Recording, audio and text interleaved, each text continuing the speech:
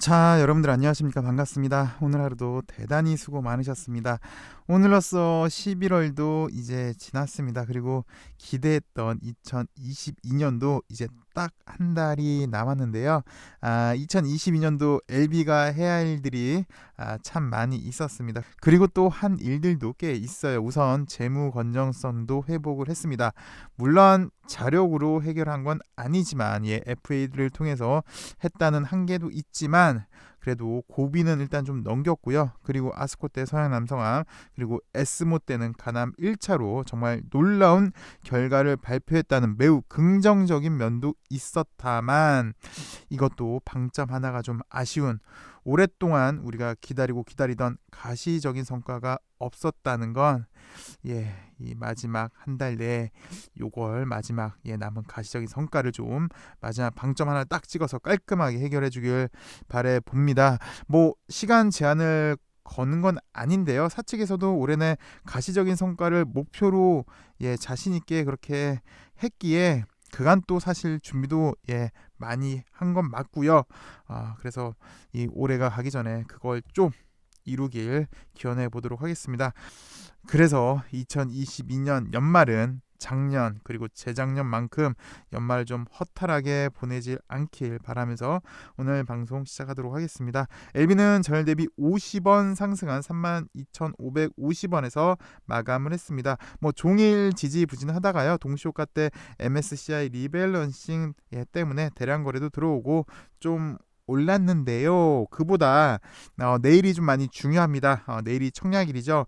유증 기간 내내 강조를 했습니다. 그래서 내일 그리고 모레가 유증 흥행의 가장 중요한 날이니까 일단 좀 긍정적인 흐름을 보여주지 않을까 보이는데 뭐 이것도 몇 차례 말씀을 드렸는데요. 일단 뭐 총액 인수이기 때문에 게다가 또 LB는 잘 아시다시피 예측대로 또 잘 움직이지가 않아요. 그래서 조심스럽긴 하지만 그래도 유상증자 흥행의 가장 중요한 이벤트이기 때문에 내일부터는 최소한 지지부진한 주가 흐름이 최소한 반격의 모습을 보여주지 않을까 하고요. 뭐 오늘까지 유상증자 자금 준비하는 물량도 어느 정도 정리되었다 가정하고요. 그래서 좀 좋지 않을까 조심스럽게 예측을 해봅니다. 그리고 청약하시는 분들 꼭 계좌에 입금하시고요. 또 신청도 하셔야 됩니다. 궁금하시면 증권사에 꼭 문의하시고요. 저보다는 증권사가 확실히 더 정확하니까 증권사에 문의하시는 게 훨씬 나을 것 같고요. 그리고 슬슬 군불 뉴스도 나오고 있습니다. 리보 캄렐리 연구 논문을 발표를 했는데 우회성을 입증을 했다고 합니다. 그래서 요 마리코르 추가 적응증 확대도 기대가 되고 이번에 NDA 신약 허가 기대감까지 나오는 건데 간단하게만 보시면요. 이미 여러분들 다 보셨으니까 절제 불가능한 간암 환자를 대상으로 한 표준 치료법 화학색 전술에 리보 그리고 캄렐리를 병용했더니 대조군은 이제 화학색 전술 리보였는데 요거보다 화학색 전술이랑 리보한 거보다 캄렐리까지 세 개를 같이 병용한 게 월등한 치료 효과를 보였다. 그래서 리보 캄렐리 주마비의 높은 병용 시너지 효과를 다시 한번 확인했다. 얘네 병용이 상당히 궁합이 잘 맞는다. 결합하면 더 큰 시너지가 난다. 둘이 상당히 좋다라는 얘기는 FDA의 NDA 절차를 준비 중인 리보 캄렐리에는 분명 좋은 기대감으로 작용을 하고 있는 것 같습니다. 그래서 이렇게 군불 뉴스도 나오니까 내일 또 청약일이고 하니 좀 좋지 않을까 싶고요. 그리고 요것도 한번 좀 살펴보도록 할게요. 뭐 여러분들 우리가 유상증자 기간 내내 뭐 지분율 뭐 등등 참 많이 살펴보았는데요. 분명히 시사하는 점은 있는 것 같아요. 일단 이번 유상증자 발표할 때 애초 이제 예정 발행가액은 34,050원. 그래서 모집 금액이 애초에는 3,250억일 걸로 예상을 했었죠. 근데 이제 1차 발행가는 37,000원으로 떨어졌고 2차 발행가는 25,200원까지 떨어져서 뭐 우리가 다 봤던, 그래서 이렇게 1차 발행가 때는 약 3천억 원이 안 되는 거였고 이제 2차 발행가까지 하니까 2,400억 원이 살짝 넘는 그런 금액이 모여지게 됐어요. 근데 요거죠. 주식 등의 대량 보유 상황 보고서를 보면 진 회장은 77만 1151주의 신주 인수권을 배정을 받았는데 그 중에 92%를 매도를 했어요. 70만 9151주를 매도를 했고, 그래서 이제 약 50억 원 가량의 현금을 마련했고, 이제 나머지 8% 배정받은 주식 중에, 그러니까 배정받은 주식이에요. 총 주식이 아니라 배정받은 주식 중에 8% 6만 2천 주만 참여를 할 걸로 보여지고 있습니다. 그래서 50억 원의 현금이 생겼는데요. 결국 요 6만 2천 주는 신주 물량의 0.6% 이렇게만 된다는 거예요. 근데 요거 잠깐만 좀 보고 가자면 50억 원 차액이 나왔는데, 근데 넉넉하게 세금을 그냥 40%로 계산을 했어요. 40% 정도로 계산하니까 30억 원, 그리고 이제 참여하는 게 16억 약간 안 되니까 한 15억 정도 현금은 있는 거는 같습니다. 이걸 넉넉히 계산을 했으니까. 뭐 그리고 자녀들, 그리고 배우자, 처남들도 보시다시피 참여를 안 했어요. 근데 물량이 그렇게 큰 물량이 아니고 금액도 그렇게 큰 금액이 아니라, 뭐 두 딸 같은 경우는 뭐 매각 차익이 뭐 한 500만 원 정도가 안 되잖아요. 뭐 둘이 합치면 이제 1000만 원 정도이긴 한데, 두 딸들은요.